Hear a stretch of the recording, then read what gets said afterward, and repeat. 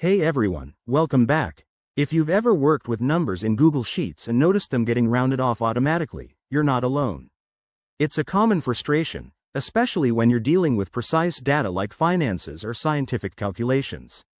In this video, we'll cover how to stop Google Sheets from rounding in the 2025 version, making your spreadsheets more accurate and reliable.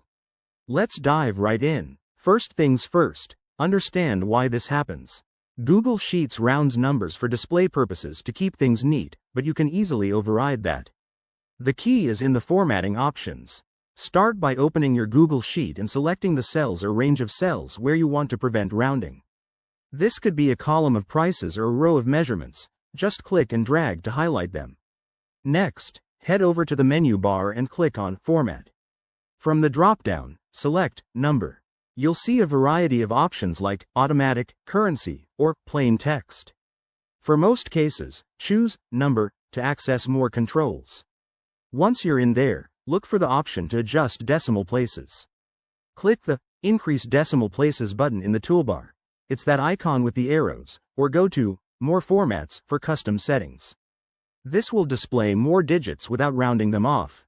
If you're working with formulas, make sure to use functions that maintain precision, like round, if you need it, but avoid it if you want exact values. For example, if you have a formula like equals 1/3, it might show 0.333, but formatting to show more decimals will reveal 0.33333333333. One pro tip.